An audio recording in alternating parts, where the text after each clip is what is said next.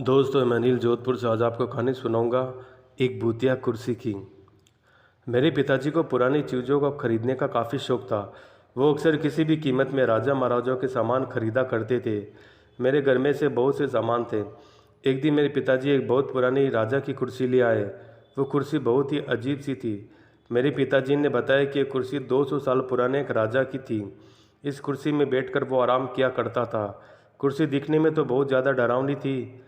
उसके हाथों में इंसानों की खोपड़ी बनी हुई थी। उसे पाए भी इंसानों की पैर की हड्डी की तरह ही थे। मैंने इस बारे में पिताजी से पूछा। पिताजी हंसे और बोले, बेटा, इस कुर्सी से डरना नहीं, ये कुर्सी इंसानियों की हड्डियों से बनी है। जिस राजा की ये कुर्सी थी वो बहुत ज़्यादा दुष्ट था। वो अपने गुलामों पर बहुत अच्छा अत्याचार किया करता था। एक दिन उसके गुलाम ने उसका कहना नहीं माना तो दुष्ट राजा ने गुलामों को मरवाकर उनकी हड्डियों से ये कुर्सी बनवा ली। ये सब बातें सुनकर हम ज़्यादा डर गए। रात बहुत हो चुकी थी। पिताजी अपने कमरे में चले गए। हम भी अपने कमरे में सोने चले गए। अचानक से रात के समय मेरी नींद खुल गई। मुझे कुछ हिलने की आवाज़ आ रही थी। मैं अपने कमरे के बाहर गया तो देखा कि वो कुर्सी हिल रही थी। जैसे मैं उस कुर्सी के पास पहुंचा वो कुर्सी रुक गई। फिर इसके बाद बहुत ही भयानक आवाज़ आई और बोली, ये मेरी हड्डियों से बनी है। जिस तरह मैंने उस दुष्ट राजा के पूरे वंशजों को मार दिया, वैसे ही तुम्हारे वंशजों को मार डालूंगा। इतना सुनने के बाद मैं ज़ोर से चिल्ला गया। मेरी आवाज़ सुनकर मेरे पिताजी भी आ गए। मैंने उनको पूरी बात बता दी, लेकिन उनको ये यकीन नहीं हुआ। मेरे बहुत ज़्यादा बोलने पर वो अगली रात को ये सब देखने के लिए राजी हो गए। अगली रात को मैं और पिताजी कमरे में बैठे थे। आधी रात को फिर से कुर्सी हिलने लगी। इस बार कुर्सी में एक ही बहुत ही भयानक आदमी बैठा था। मेरे पिताजी जैसे उसके सामने गए वो भी बहुत ज़्यादा डर गए। कुर्सी में बैठे आदमी की मुंडी अपने आप गोल गोल घूमने लगी।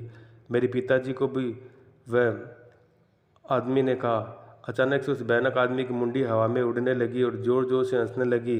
फिर कुछ देर बाद सब पहले की तरह हो गया।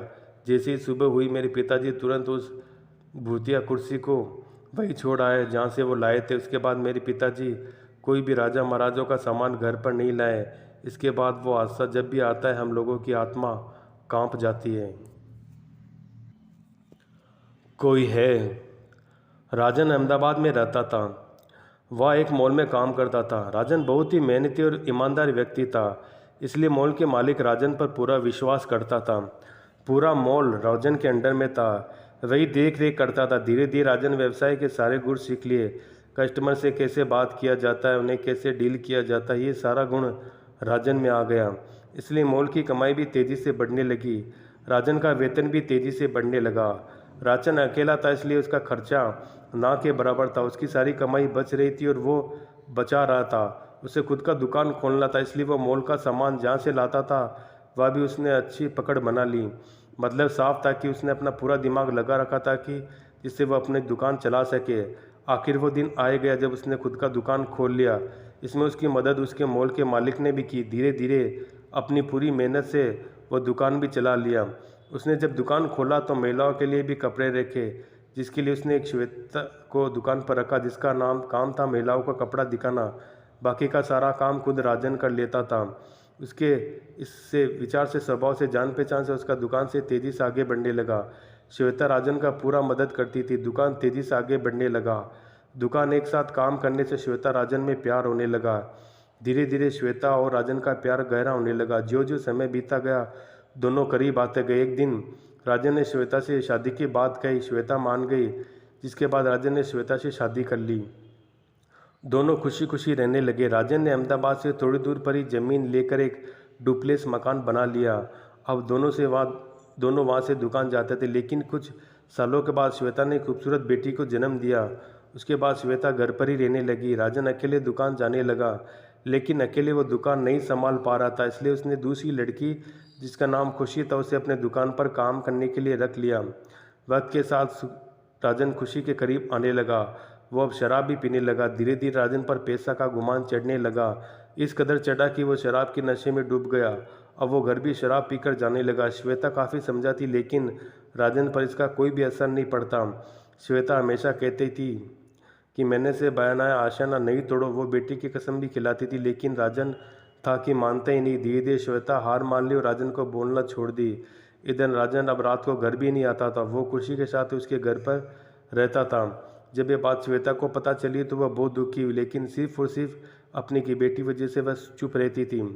उसका दिल कह रहा था एक दिन राजन को समझ में आ जाएगा और वो वापस घर लौट आएगा, लेकिन राजन था कि उसे शराब और खुशी की लत लग गई और वो श्वेता और अपनी बेटी को भूल सा गया। इसी बीच श्वेता की बेटी बीमार पड़ी। उसने राजन को कॉल किया, लेकिन राजन नहीं आया। उसकी बेटी चल बसी, जिससे श्वेता को बहुत दुख हुआ। उसने अपने घर में खुदकुशी कर ली। जब घर से बदबू आने लगी तो आसपास के लोगों ने पुलिस को कॉल किया, तो पता चल गया कि श्वेता ने अपनी जान दे दी। ये बात राजन को पता चली तो वो अपने घर आया। जब उसे पता चला कि श्वेता के साथ उसकी बेटी भी नहीं, राजन टूट गया। एक बार फिर शराब के नशे में डूब गया।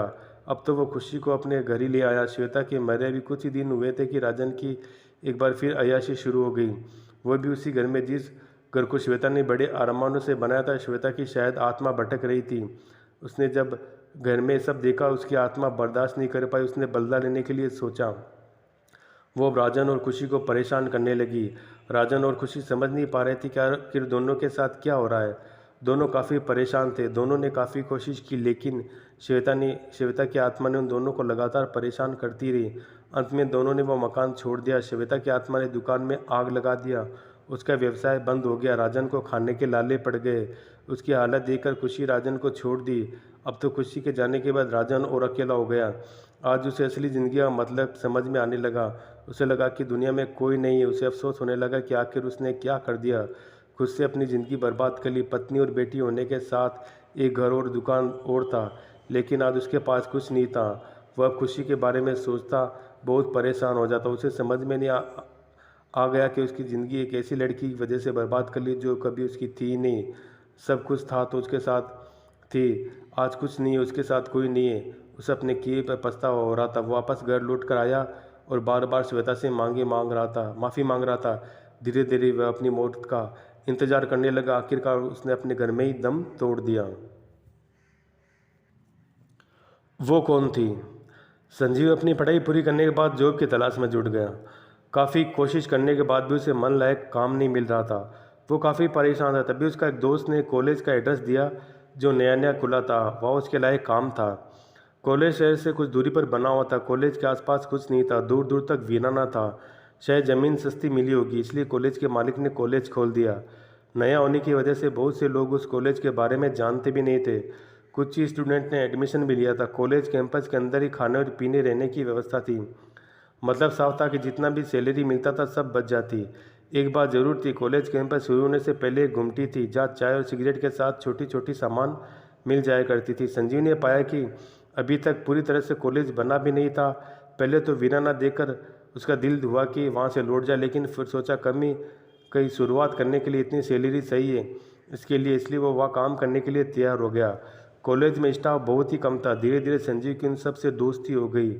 दिन तो काम करने में निकल जाता, लेकिन रात को अकेलापन संजीव को बहुत ही खलता था। उसकी आदत थी देर से सोने की, जबकि बाकी के स्टाफ जल्दी सो जाते, इसलिए वो अकेला ही कॉलेज के चाट पर जाकर घूमा करता था।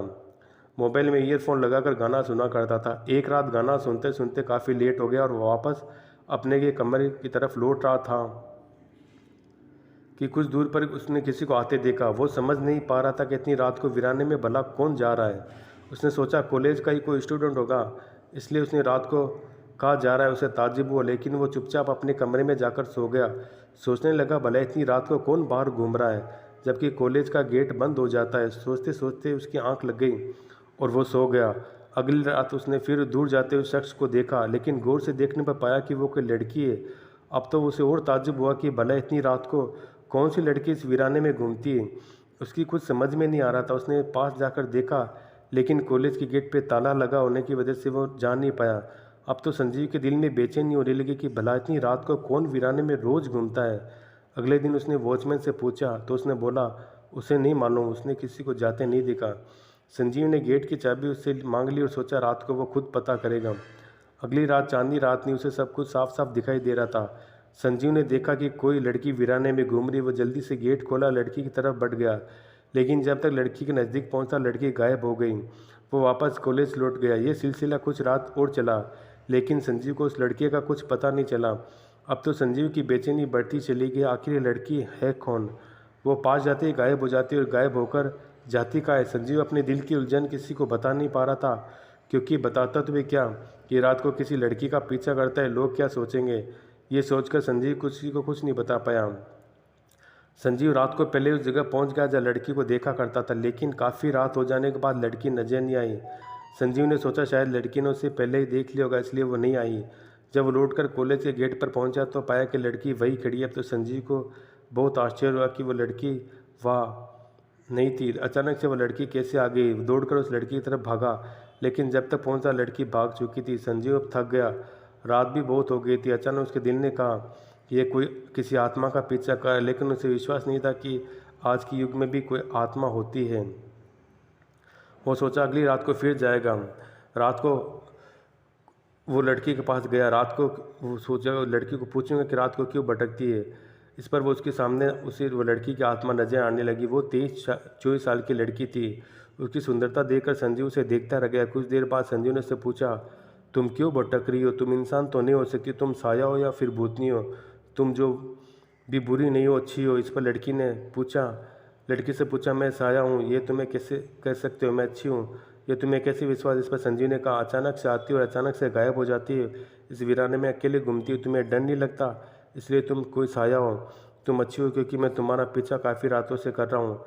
ये जानते भी तुमने मुझे कभी कुछ नहीं किया, इसलिए तुम अच्छी हो। इस पर लड़की ने कहा, तुम समझदार हो, फिर यहाँ क्यों मेरा पीछा करते हो? संजीव ने कहा, मुझे तुम्हारा असली जानना है, इसलिए मैं तुम्हारे पीछे पड़ा हूँ। लड़की ने कहा, मैं साया हूँ, तुम जहाँ खड़े हो आप बहुत सी लाशें दफन, ये पूरा का पूरा कब्रिस्तान है, या तुम्हें साया ही मिलेगी, ज़्यादा इंसान नहीं है।